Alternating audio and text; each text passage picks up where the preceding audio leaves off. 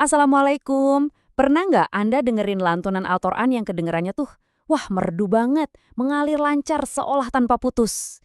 Nah, salah satu rahasia di baliknya itu adalah hukum bacaan yang namanya idgham. Di sini, kita bakal kupas tuntas nih, salah satu pilar paling penting dalam seni membaca Al-Quran. Jadi, kita bakal mulai dari dasarnya dulu. Apa sih idgham itu? Terus, kita kenalan sama huruf-hurufnya, bedah dua jenis utamanya, lengkap sama contohnya ya.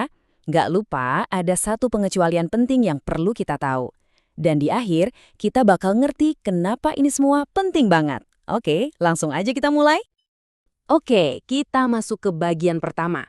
Jadi, apa itu idgham?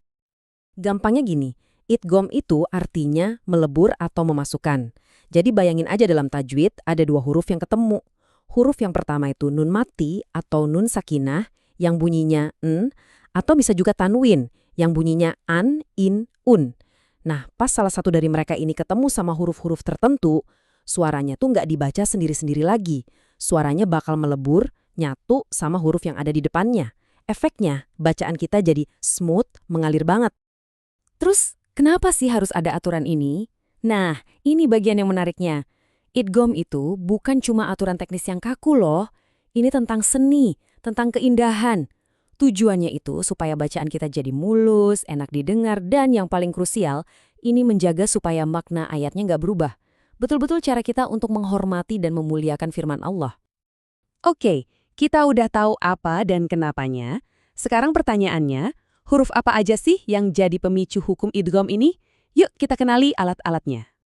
Nah, biar gampang ngapalinnya, ada jembatan keledai yang keren banget dari para ulama tajwid, yaitu Yarmalun.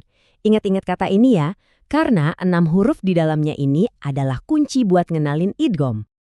Coba kita pecah ya, huruf-huruf di dalam Yarmalun itu ada ya, ra, mim, lam, waw, dan nun. Tapi ini bukan sekedar daftar huruf biasa. Anggap aja 6 huruf ini satu tim, tapi di dalam tim itu ada 2 divisi dengan tugas yang beda banget. Nah, perbedaan tugas inilah yang bakal kita bahas habis ini. Ini dia 2 divisi tadi. Pertama, ada idgham bigunah. Kuncinya, bigunah artinya dengan dengung. Yang kedua, idgham bilagunah. Bilagunah artinya tanpa dengung. Gampang kan? Coba lihat pembagian hurufnya. 4 huruf masuk ke tim yang pakai dengung, dan sisa 2 lagi masuk ke tim yang tanpa dengung. Oke, sekarang kita zoom in ke jenis yang pertama. Idgham biguna. Ini yang punya ciri khas suara dengung yang khas itu loh, yang bunyinya lembut dari hidung. Cara bacanya gimana? Simple banget. Pertama, cari dulu nun mati atau tanwin. Kalau setelahnya ada salah satu dari 4 huruf ini, ya, nun, mim, atau waw, nah itu dia, suara nun atau tanwinnya harus dilebur ke huruf setelahnya. Tapi ada tapinya. Pas melebur, suaranya ditahan dulu sambil didengungkan lewat hidung. Tahan sekitar 2-3 harokat atau ketukan. Biar lebih jelas, kita lihat contohnya langsung ya. Di sini ada faman ya'mal. Lihat, ada nun mati di kata man, ketemu sama huruf ya. Jadi kita nggak baca faman ya'mal, dipisah gitu. Salah. Yang benar, suara nunnya lebur ke ya sambil didengungin. Jadinya famay ya'mal. Coba deh diucapin, rasain deh ada dengungan lembutnya. Contoh keren lainnya. Nih, hablun min masad. Fokus ke tanwin di kata hablun. Nah, dia ketemu sama huruf mim. Suara tanwin yang aslinya un itu langsung melebur total ke mim sambil didengungin. Jadinya hablum min masad. Suara n dari tanwinnya itu seolah-olah hilang, diganti sama dengungan di huruf mim. Jelas banget kan perbedaannya? Oke, yang pakai dengung udah kita pegang. Sekarang kita pindah ke pasangannya yang lebih to the point. Namanya idgham bila gunnah. Aturannya mirip, tapi cara bacanya beda. Kalau nun mati atau tanwin ketemu sama lam atau ro, suaranya itu melebur, tapi total tanpa sisa. Bayangin aja suara N dari nun atau tanwin itu kayak setetes tinta yang jatuh ke air. Langsung hilang, nggak berbekas, dia nyatu sempurna ke huruf lam atau ro yang kemudian dibacanya jadi kayak ada tasydidnya. Ingat, tanpa dengung sama sekali. Lihat contohnya, fa'in lam. Di situ ada nun mati di kata in ketemu sama lam.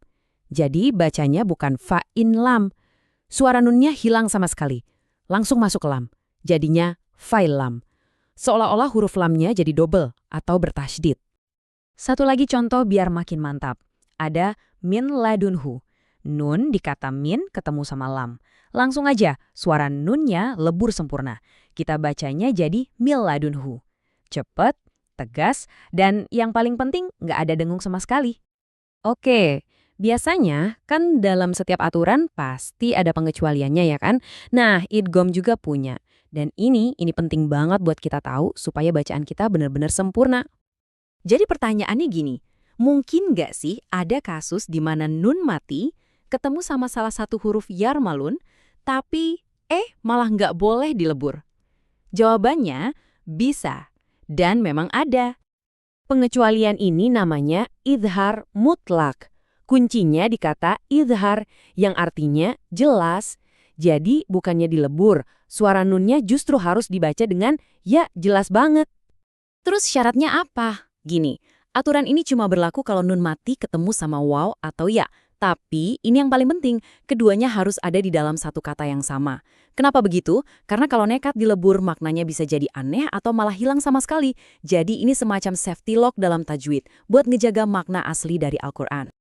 Contoh yang paling sering dipakai itu kata qinwanun. Coba lihat, di sini nun mati ketemu waw dalam satu kata. Kalau kita paksain pakai aturan idgham, bunyinya jadi qiwanun. Kan jadi aneh ya, maknanya jadi rusak. Makanya kita harus baca dengan jelas, dipisah. Qiwanun. Suara n-nya harus kedengeran jelas. Nah, setelah kita jalan-jalan lewat semua aturan dan pengecualiannya, yuk kita balik lagi ke pertanyaan besar di awal. Kenapa sih ini semua penting banget? Karena idgham itu lebih dari sekedar aturan. Ini adalah seni. Idgham mengubah cara kita membaca dari yang tadinya cuma mengeja huruf jadi sebuah lantunan yang indah, yang mengalir dan bisa menyentuh hati. Aturan ini menjaga makna wahyu tetap murni.